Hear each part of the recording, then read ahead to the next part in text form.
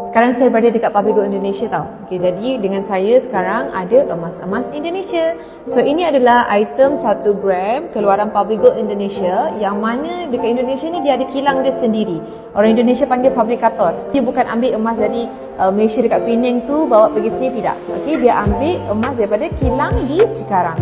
So 1 gram emas dekat sini hari ni 1,9 juta. Lebih kurang dia sebenarnya macam RM500. Tapi untuk orang Indonesia mahal lah sebab satu sangat rendah. Okey, berbanding dengan duit ringgit Malaysia yang lebih strong. Tapi nak kata value 1 gram, tetap value 1 gram di mana-mana saja. Sekarang dekat Indonesia ada design yang terbaru iaitu 80 Dirgahayu, 80 tahun Dirgahayu di Public Indonesia, sebab Public Gold meraihkan Hari Kemerdekaan pada setiap 17 Agustus. Kita 31 hari bulan 8 kan. Dan ini pun design terbaru batik Mega Mendung. Jadi yang ini 0.5 gram lah. So kalau dekat Public Gold Indonesia sama juga ada akaun emas yang mana boleh menabung sikit-sikit dan boleh keluarkan emas secara fizikal. Boleh tak orang Malaysia keluarkan emas dekat Indonesia kalau datang sini? Boleh ke? Cuba komen kat bawah kalau anda tahu. Tahu jawapan dia, tunggu next video. Boleh follow.